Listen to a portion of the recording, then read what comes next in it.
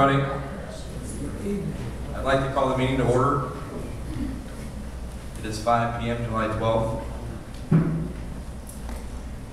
I can verify that the meeting notice requirements were met. I can verify we have a quorum of the Board of Directors.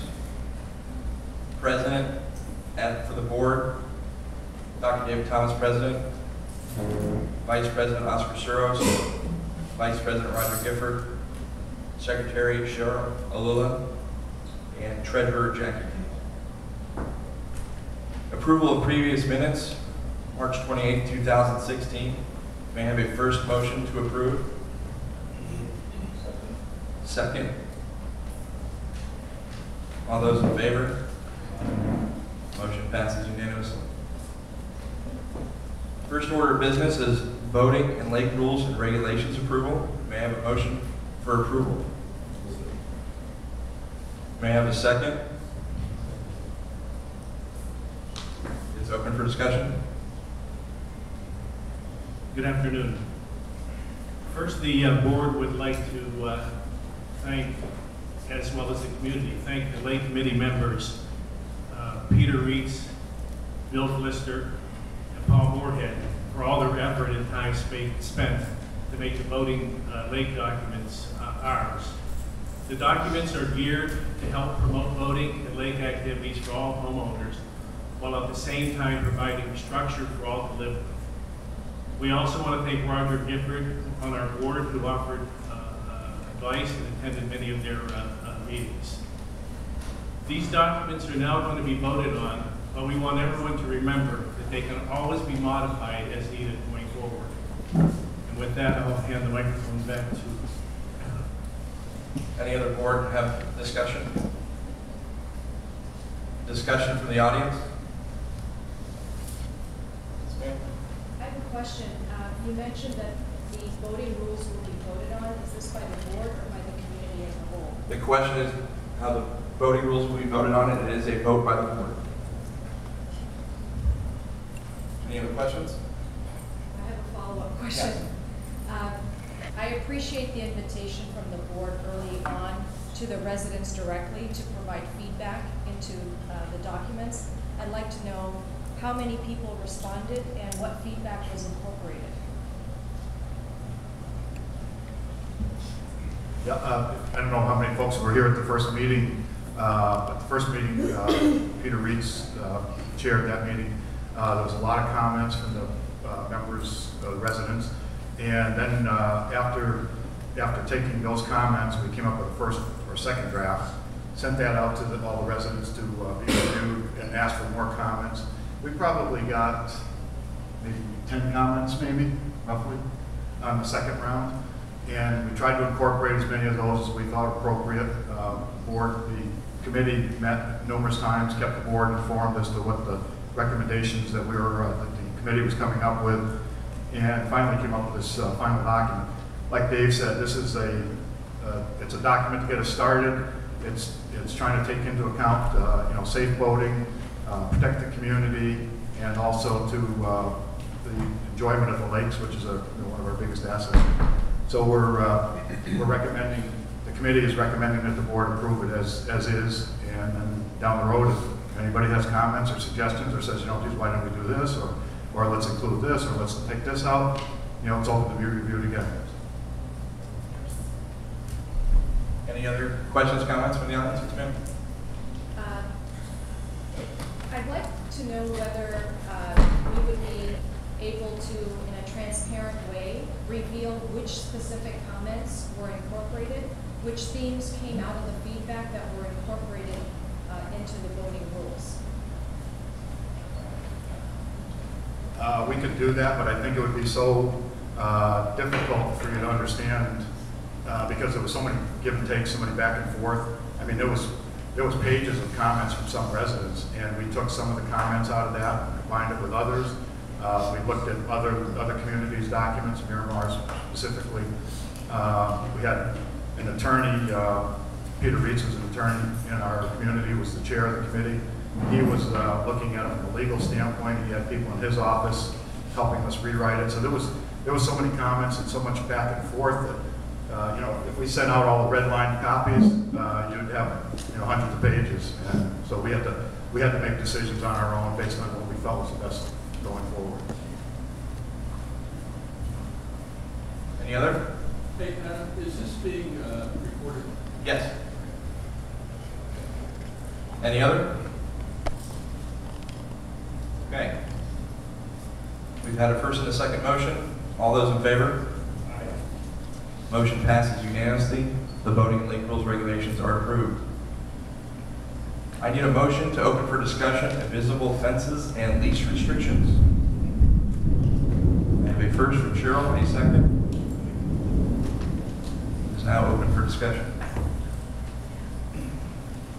The invisible fence has been brought to the board's attention to approve for the community. This is an easy matter unto itself. However, leash restrictions are in place that make it a non-practical vote today. As our documents state that all dogs in this community must be on a leash, where I am asking all the board members today to consider a special vote sometime this fall when more owners are in town to change the leash requirements to state that when a dog is on its property and there is an invisible fence installed and working, that dog no longer has to be on a leash. The precise wordings will have to be written by our attorney, but I think invisible fence is something that if the community wants and we can vote on it, I think it's something that should be considered, and this is the practical way to do it. Any other board members' discussions? I'd also like to add that while the modifications committee that we have could actually approve an invisible fence request, what prohibits any owner or any resident from putting one in is that in our declaration it states that a dog must be on a leash. So that is why we would have to take a vote to amend our documents in order for anybody to be able to install an invisible fence. So that is what we're talking about here today, is possibly down the road putting that on the ballot for a community vote to allow a resident to have an invisible fence installed. Any comments from the audience?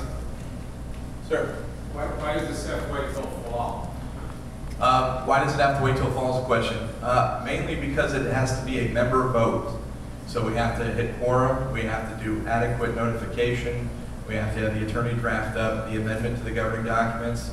It has to get dispersed to the community, and then it has to be a formal vote by the members of the committee to amend the document. So it takes a little time to get the ball rolling with that. Plus, we want to capture as many folks that are in the community as possible. Any other questions? Not a question, but a comment. Yes. Not everybody in the community likes the idea of Correct. So the comment was that not everybody in the community likes the idea I've of seen many occasions where a dog has to look after something going right through the fence. Sure. You're walking your dog, you know. Sure. Yes, ma'am? Have there been a lot of problems, issues with dogs attacking? We haven't had any problems per se with dogs attacking anybody. None have come across my desk. What we've had lately are requests for owners to put in the invisible fences, and that's what got the ball rolling. That's where we saw the limitations of the governing documents requiring leashes. So some communities, and the way they'll word their documents is that while the animal is on your property, that it can be unleashed as long as you have an invisible fence. So that's probably the direction that the rewrite and the amendments of the documents will go. Yes, ma'am? Are we talking about where the invisible fence can be allowed in the community? Is it going to be restricted to the backyards only? Or are these invisible fences going to be in the front yards, so when you're walking down the sidewalk, you can have the dog come right up to you? Sure. And No, I don't think it's been discussed yet. I think obviously taking counsel from the attorney on that matter would be the right way to go. Yes, I ma'am? want to clarify, because I was unaware of the fact that, I know dogs have to be on a leash, but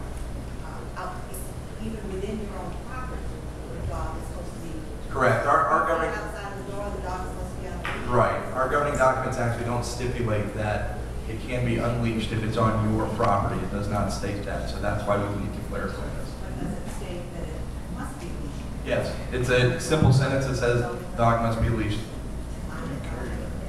Period. I mean, it doesn't go any further than that. The lanai that's caged, they can be unleashed on the lanai? Correct. So it's just completely outside of an enclosure? Correct. Yes, the question was, can the dog be unleashed on the lanai? And the answer is yes. It's when it's outside your boundaries or screened-in boundaries. Any other? Okay, so we're going to make a new motion then. New motion will be that a ballot will be placed at a future members meeting for the owners to vote on allowing pets to be unleashed on owners' property. May I have a first? May I have a second? All those in favor? Motion carries unanimously.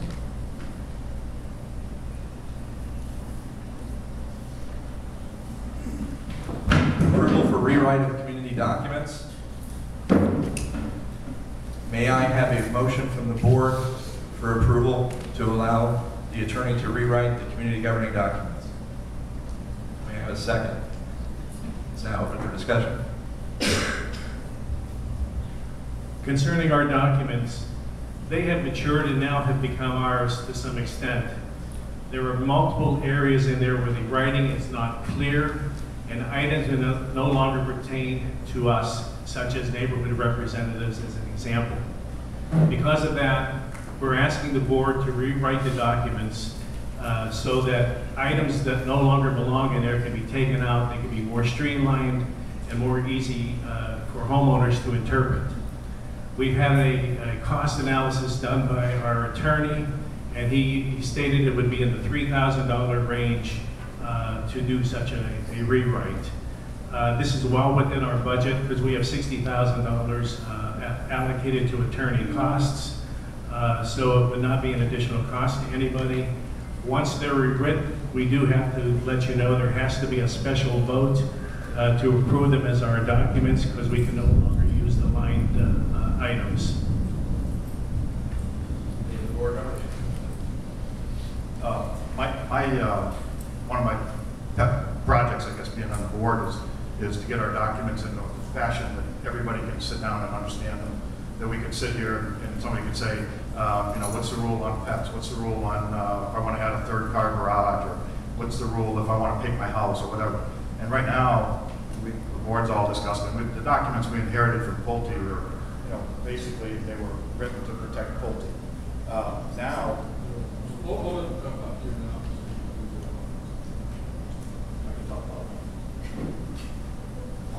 I can talk loud enough.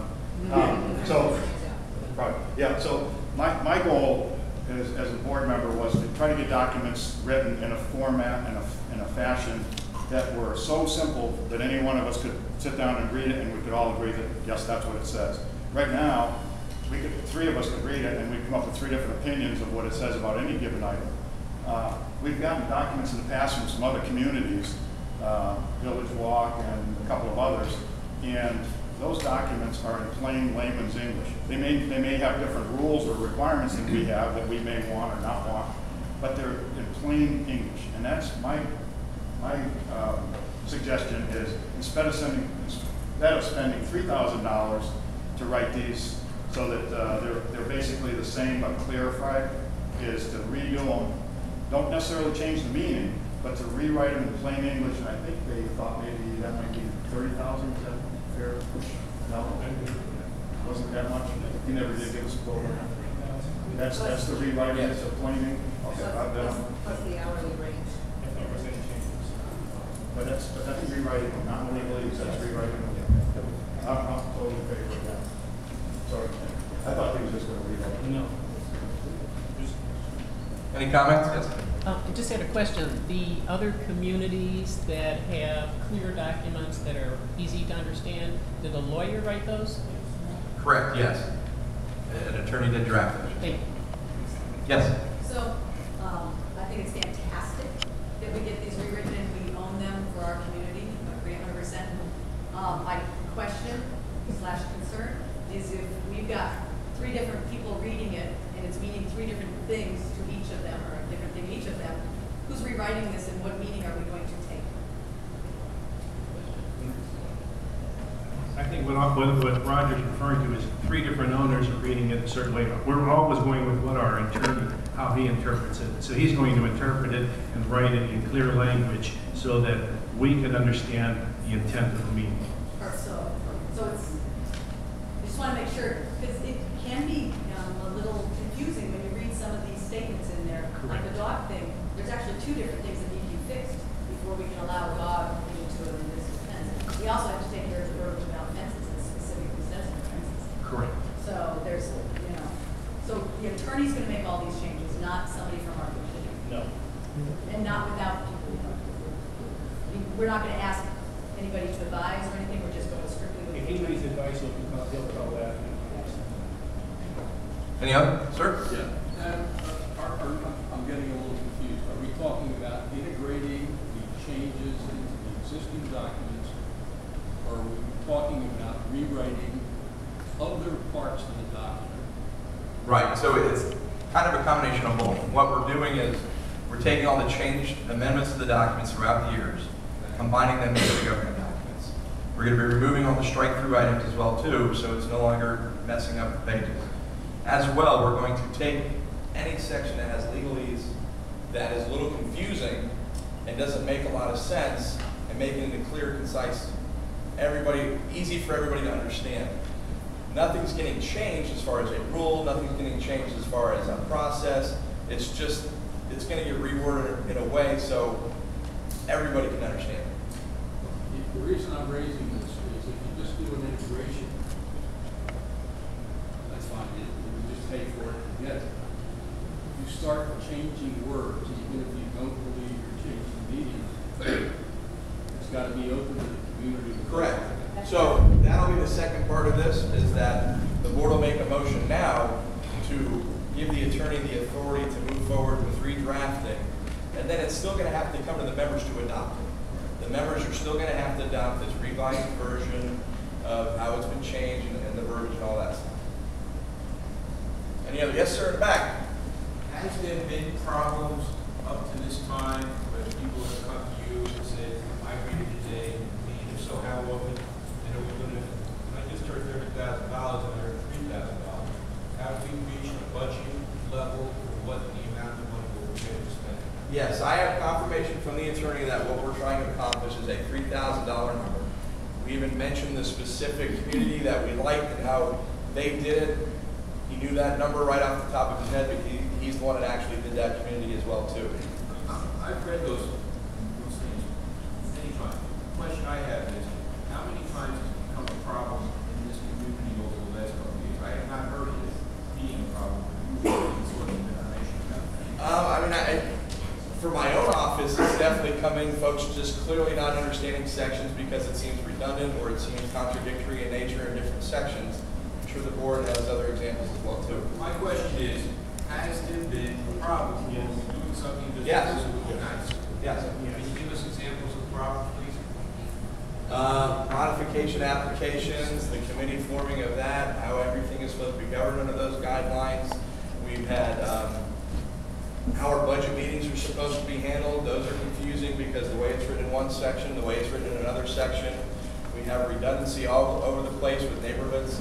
It got removed in one section, it hasn't been removed in others. So there are quite a few examples of where our documents are just stepping over on top of each other in different sections. Any other? How long will this take? I don't know. I haven't asked the attorney how long this process would take, but I assume it would take a little time to get this done, to get the draft out for review for everybody. It would be a good thing to get a nice, good, clean set of documents. Correct. Sir? So there'll be a new motion on the floor now. The motion to have, well, I'm sorry, let's finish the first motion. So all those in favor of having the attorney rewrite the documents? Motion passes unanimously. So the second motion is that in a ballot at a later date for a future members meeting, the membership of the community will vote to adopt these redrafted documents. Do I have a motion for approval? Do I have a second? All those in favor? Motion carries.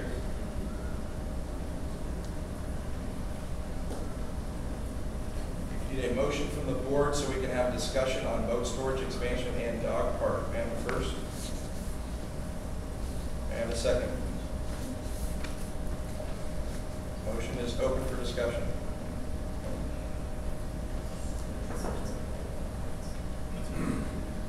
The dog park, start with, the dog park is something that we've been asked on multiple occasions to consider doing here in the community. We've studied this pretty extensively. Adam has talked to multiple providers, and he can recite the particulars to you, but the cost of the project is well over $100,000. And that's the best price we could get.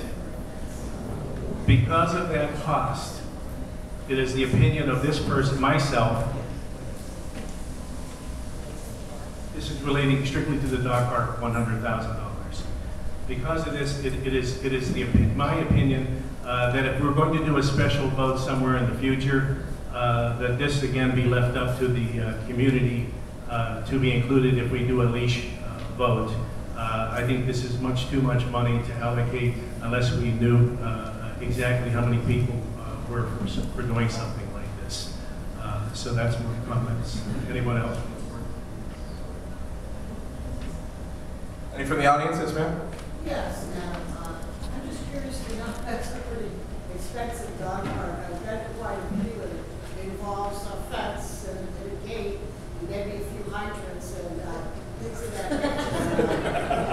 That's quite expensive. So I've gotten more prices than the bids you have now. The biggest dollar amount is twofold. It's the land clearing aspect of things. With the few areas that we actually have in the community to put this, it's quite the extensive project to actually clear out the area, demuck the area, lay the appropriate base layer, top layer, gravel, and then whatever substance would go on if it's a turf or whatever. So just basic land clearing is a $77,000 bill. And that was taken to a couple of different land development people, and this was the ballpark number. Well, it wasn't ballpark. We actually got full-blown estimates for this. And it's quite an extensive project, actually, just to clear the area that we would want to do it at. Where were you thinking of putting the dog park? There was a stretch along on Marblestone, along the pathway. Excuse me. I'm sorry, Weatherstone. It is Weatherstone. There's a stretch on Weatherstone, open grass area. As you're coming in through the back gate, it would be on the right-hand side. There's the preserve area behind it. So there's plenty of open area over there, and that's where we wanted to put it. There's also parking that's involved. We had ADA requirements that we had to meet if we ended up building it. The fencing alone was another $10,000. No, this was for the dog park. It was just $10,000.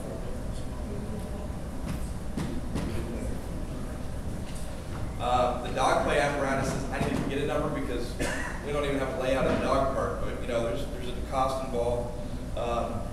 Landscaping was $3,000 to $5,000, which wasn't extraordinary, obviously, and then electric was anywhere from $5,000 to $10,000, depending if we wanted light poles, how bright are these light poles did we want, what other kind of electrical that we needed.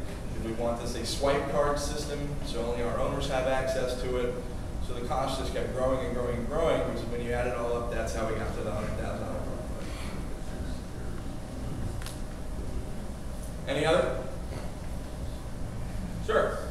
Do we know how many dogs are in the community to substantiate 100,000? We have not surveyed that. That's kind of the motion of our discussion right now, is that I think we're going to move forward with, when we do this member vote for the other items, we're going to survey the community at the same time to try to garner interest, to see if it's even anything we have a strong support for in the community or not. That's the only true way of knowing. Any others? The last time they sent a survey out, it wound up being voted. I filled out the survey like a lot of other people, and then we found out it was a lie. Is that going to be the same thing, or will it be clarified?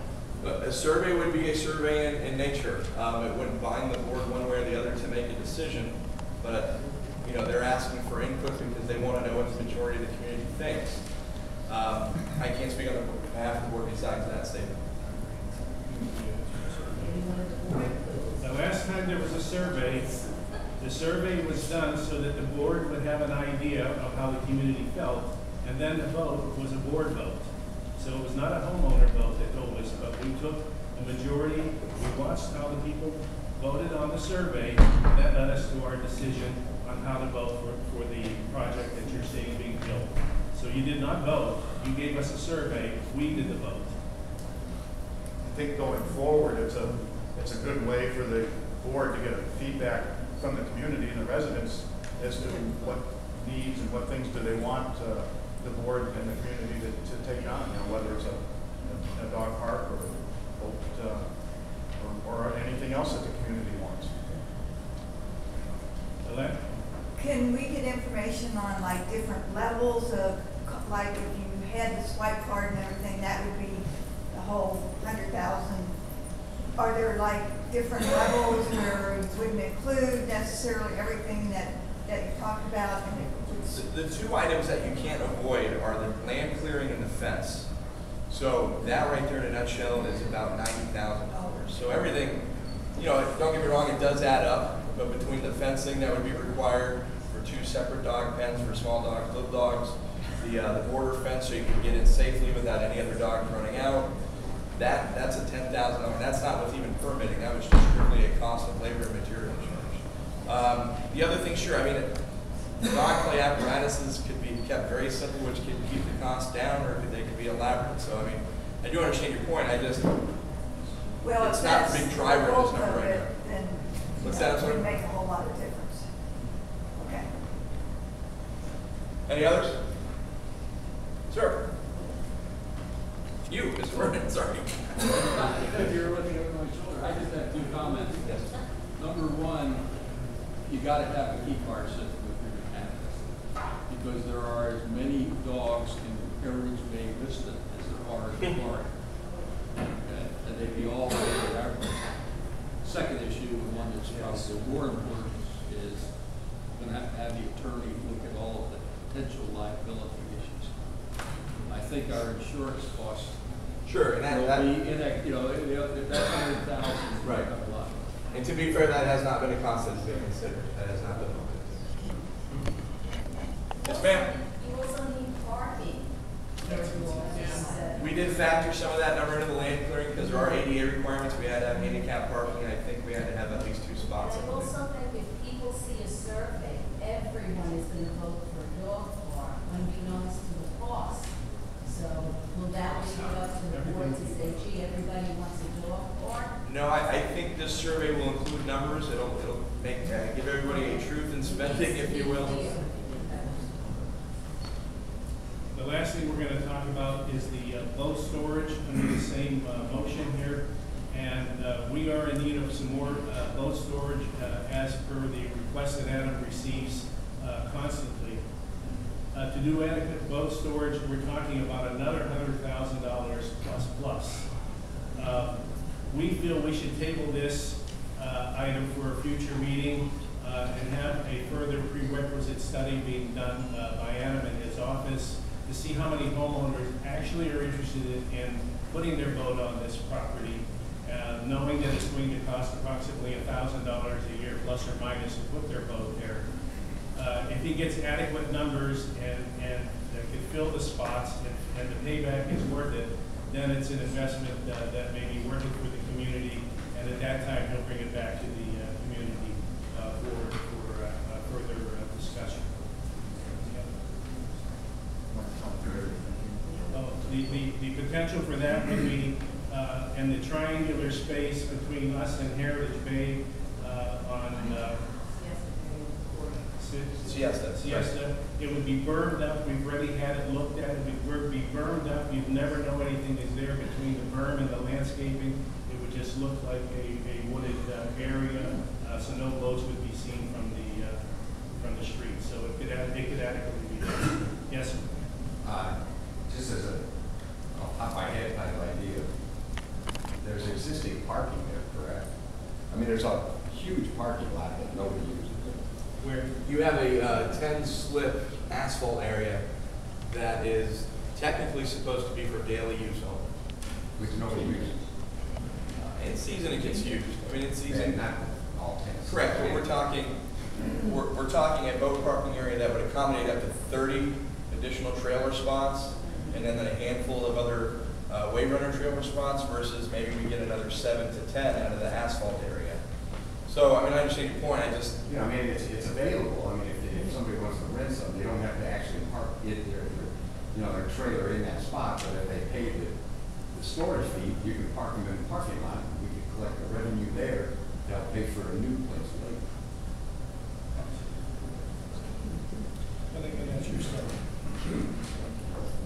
any other comments? Yes?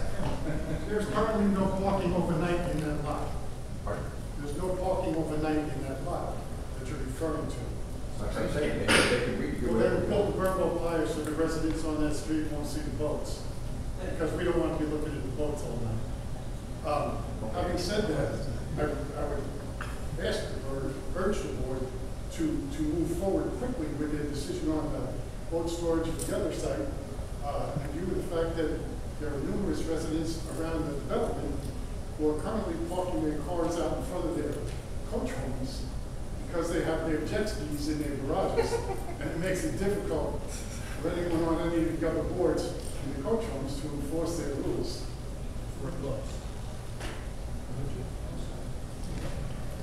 Yeah. I mean, any other? Yeah, how many, don't you have a list of names? Correct, we have a list of names. How many's on there now? We do have a list of names of folks that were signed up for trailer storage that would now cost $500. But if we were looking to bump this for $1,000 per year, we do want to make sure that we have the demand for it. So we actually need to take the time to reach out to the next 30, 40 homeowners on that list to make sure that they would be interested in it. Yes? How many names on the waiting list now? 60, 65, I believe. Is that number about right? More or less, yeah. More or less, okay. I mean, right now, half the slips are empty, the trailer slips over there right now. Yeah, but that doesn't point towards actually what's been leased. We have all 30 spots here that have been leased right now. Many homeowners take their boats and their trailers back north for the year because they boat it up north at their lakes or their homes up there. So we have many. Even the new area that we just did for gravel, those are pretty much all taken up, yet there's only 2 trailers in that spot right now, but we've called everybody and most every single one of them have been booked so far. So I know it looks like they're not being used right now, but in season you can't even squeeze in there. Yes, ma'am? Do you have any thought as to what the impact would be of 40 more boats allowed on the lake? Believe it or not, many of these boats are already on the lake. A lot of these are homeowners that have, many of these owners that are on this list already have their boats stored on their wet docks behind their home or the other docks located throughout the community. And they just have trailers taking up spots in their garage that they then can't use their garages, or they have trailers off-site. And if they ever did want to take their boat somewhere else, it becomes pretty inconvenient for them to have to drive, get the trailer, come back, get the boat, and then take their boat off for the day. So it's one of the most talked about things in the community in our office. I mean, Eileen can tell you, the line is, and the conversations, folks are checking in with us every other week just to see if they've moved up the list at all. In the back. How many boats did you say that would be able to be stored in the new lot? I believe it's between 27 or 30. And this style of lot is that you would pull in with your vehicle, and the spots would be so you just back straight up into your spot, unhook, and then drive in a loop and exit at a different exit. Thank you. Correct. Thank you. I just didn't hear that. Yes. Do you have any idea how much the cost will be? The land clearing alone of this project is a $90,000 bill. Fencing is about $13,000. Electric can be $50,000 plus, depending on how many light poles we would want to have installed. Landscaping is anywhere from 26 to 30. And then the county is going to have strict landscaping requirements on this because we do border Heritage Bay, and they're going to make sure while it's our land, we would have to rezone that land, and we would have to make sure that the landscaping is adequate so that the county can sign off on it so Heritage can't. How will it be funded? There is no funding apparatus as of this moment. That's why it's being discussed, because many homeowners have brought that they would like it to happen. So that's why the board's bringing it to light to discuss it. Well, I asked that because I don't think the people who don't have votes should wind up paying, create spaces for people who do. No, I mean, understand that completely. I guess the reason we need to call around and ask to see if homeowners are willing to pay that 500 to now 1,000. You multiply that by 5 years, the project is paid for itself, and a 5-year return on investment is pretty solid on a construction project, if you will. So that's one of the main reasons that we need to start calling these owners that are on this list to see if they're willing to take part of that. Yes, ma'am? How many spaces do you have now that you rent out? We have 30 spots in the dry storage that's gated right now, and that's a mixture between boat trailers and jet ski trailers, so it's not a, if we tried to put all boat trailers in there, we wouldn't get 30, but it's a 30 spot number. We then expanded the gravel lot to 15, I believe we have there now, so we have about 45. I think somebody already alluded to that, all that parking over there was, there's no one ever there. You could probably Right. have put 30 extra spaces in there now and not spend anything. Well, that's already actually striped out. I mean, it's already laid out the way it would have to Just be. need to put numbers on it and you're all set to go. But that's an additional 10 spots at the most.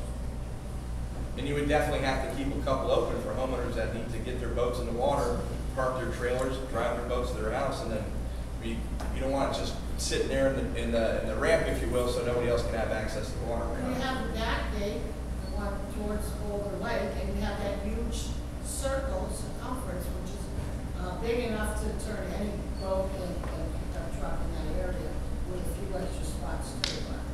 Sure. I'm just saying that's all you need is to spend a few $100 number that you can take 15 people off the bus. Okay. All right. I hear you. Any other comments? Sir? Yeah, the back gate would be usable for them because that street's a private street. What is that back gate for? It's locked? It's for an emergency. Correct. It's not accessible for anybody to use coming and going. It's only used for emergency purposes only. Any area that has gates has to have 2 of them, just in case the main one fails. Any others? Okay. So the motions were for discussion only, so there is no further vote taken to adopt anything. We will move forward with surveying the community for the dog park, and we will move forward with calling homeowners to discuss if they're willing to pay the $1,000 for that dry boat storage area. Final item on the agenda is for the Access Control Committee presentation. We will turn the meeting over to Peter Heelan, Chair of the Access Control.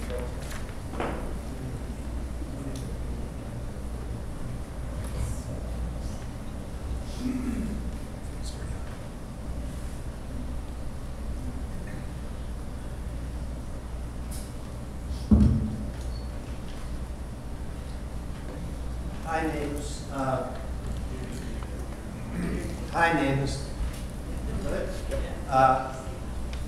Working together, the Access Control Committee, Mike Priority, Ralph Frank, Bob Norgler, Dr. Thomas Oakner, Greg Scavano, and I make the following access control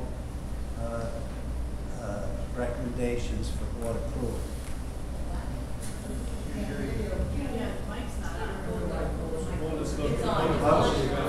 Okay. Approval is recommended for 5 overhead and tag capture cameras for the front gate, including a new DVR recorder for the back gate. Why these needed is to record each and every vehicle entering the quarry. This allows us to verify vehicles with transponders to ensure the residents don't move their transponder to another vehicle, which is not approved. In addition, the cameras can be used to track any vehicle tailgating and any vehicle that may have caused damage to the gates. Lastly, we can view and record any vehicles towing a boat, jet ski, etc. into the community. That's for the entry cameras. For the exit cameras, these cameras would be used to record any vehicles exiting the community. This may be important and helpful in the event of an investigation on the property, such as auto theft, property theft, etc. In addition, this would be used to identify any vehicle that may have caused damage to the exit gates. Lastly, if we install a pass reader on the exit gate, the guard must have the ability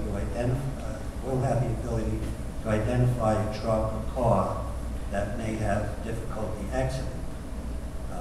Pass, not scan. This would allow the guard to open the gate and conduct an investigation on departure. These are long overdue and desperately needed. The cost to purchase or lease is relatively the same. It's a question of which way the board would prefer to go. Whether they want to pay out of pocket up front, which comes to close to $17,000, or whether they want to lease, which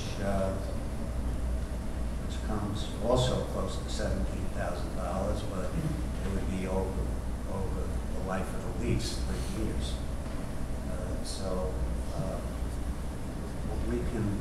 We can give the board more information on that if required.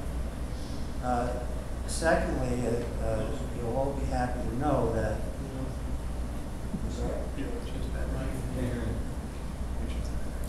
Speak up.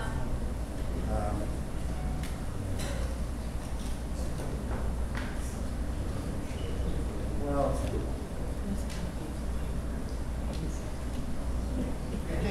can you hear me? You'll all be happy to know that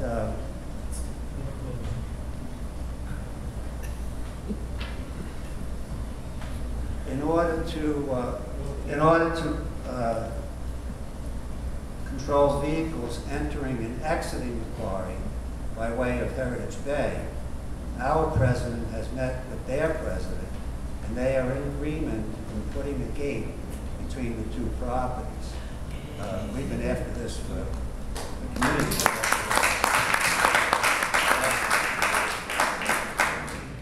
The gate will prohibit unwanted car access, but still allow bike riding between the two communities. The study has been done by our general manager in May after the season, and 300 plus vehicles entering our property from Heritage Bay was recorded in a 3-day period. Road use, wear and tear on gates, etc. We are waiting, our board president advises me, we are waiting for Heritage Bay to finish vetting the ability to do this. It is very promising, and their board is behind doing this project. It would be paid equally by both communities and remain closed with no access in either direction except for police and firefighters, or in the case of a disaster such as a hurricane. Now, if this couldn't be accomplished, the alternative would be to control access to our property and amenities, would be to install exiting transponders for residents and barcode visitor passes and readers for entering and exiting the quarry, as well as waterproof transponder wristbands for our pool and particularly our new beach club amenities. Gate transponders would cost $12,985, and the amenity waterproof wristbands, $9,000 for each 900. So if we only gave 2 out to each family, that would be $18,000 just for wristbands. So hopefully we'll get that game.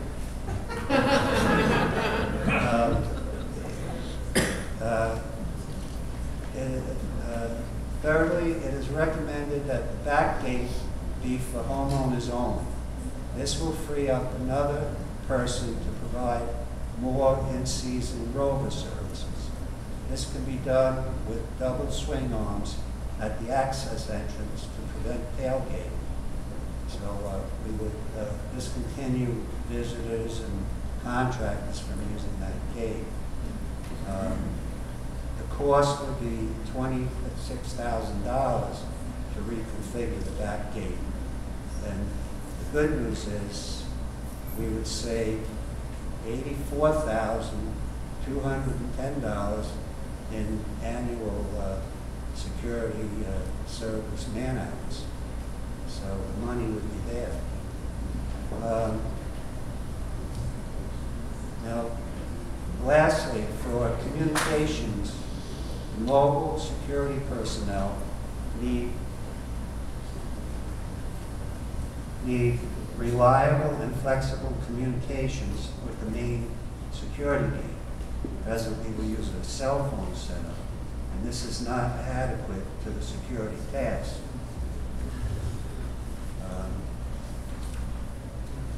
Tasks and responsibilities. An audio-video recorder is also recommended, as the ability to video and accurately record observations on a timely basis could be extremely important when an injury or criminal is involved. An audio-video recorder can also calm the situation, and recommended along with a radio communication system. I think General Manager is working on both of those items. I'd just like to say our recommendations do not increase our budget, and we hope the board approves. Thank you. Thank you. Thank you.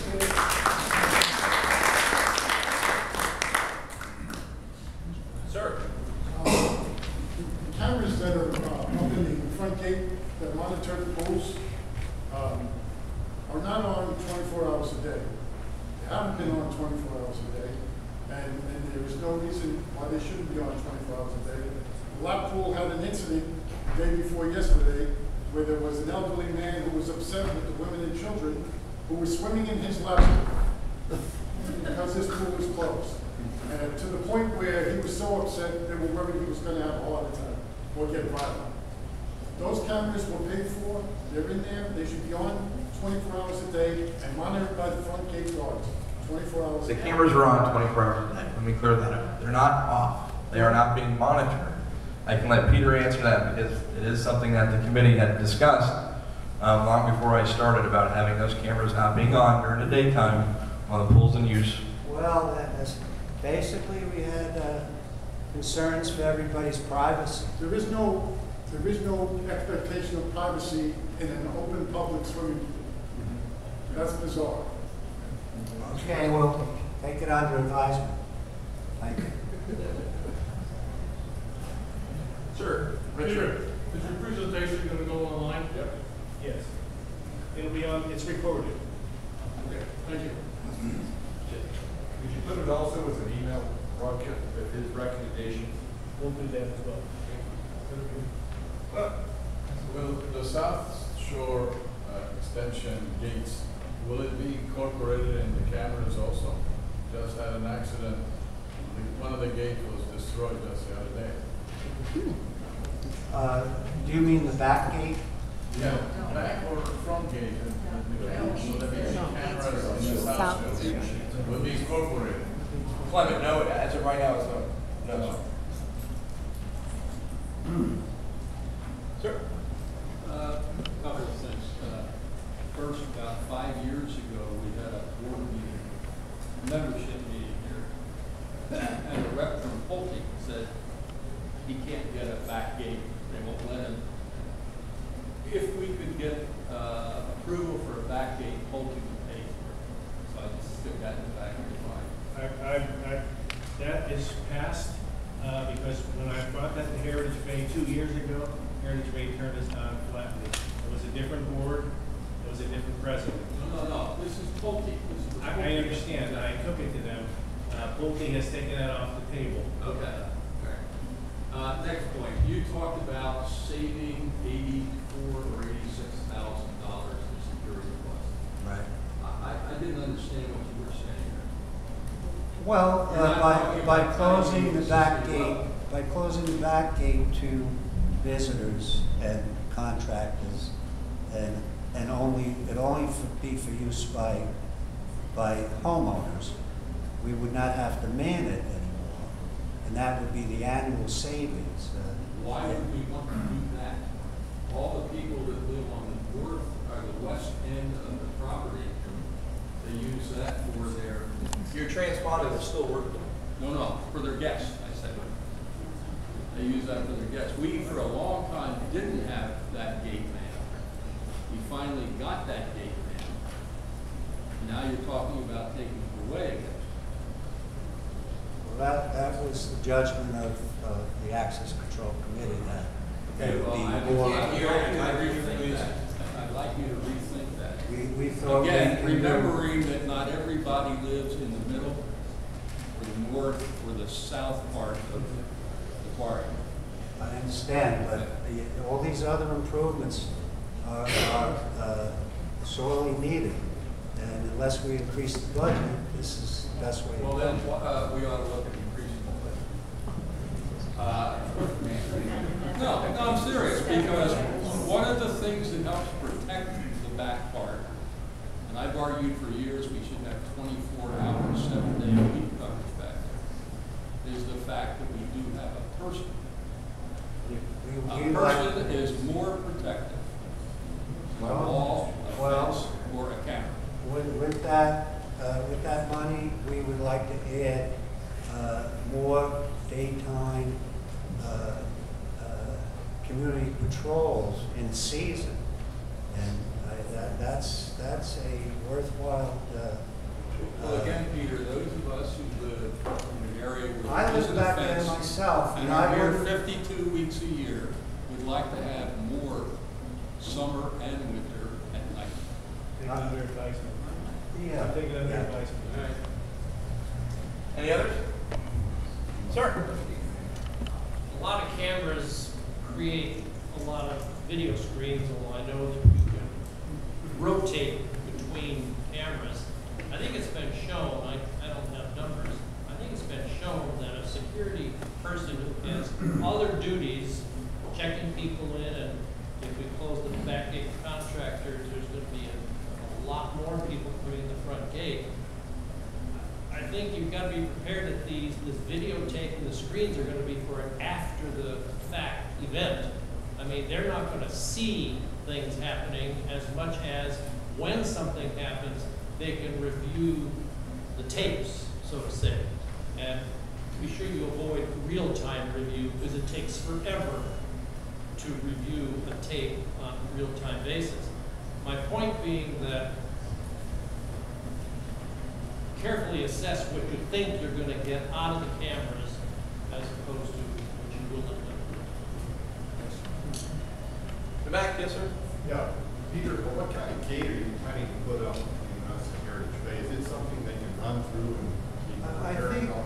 think each of the general managers here and at the quarry are discussing that right now.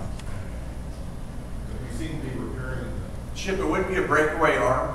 The reason it would have to be a breakaway arm is for emergency purposes. That egress still has to exist if there were an emergency in Heritage Bay and they need to exit. So, case in point, if power went out, those gates failed for whatever reason, their battery backups didn't kick on and lift up the arms, the gates have to be able to, quote unquote, be driven through. Any others? Yes? Yeah, related to that intersection there, if there was to be, and I'm happy to hear about that gate going up, and hopefully it does, would they then eliminate the four-way stop to just a two-way stop along while you're traveling Siesta Key or whatever that street is there?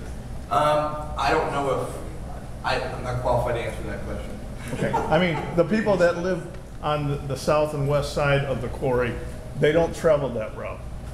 But the people that travel east and north travel through there every day. Right. I honestly, truly don't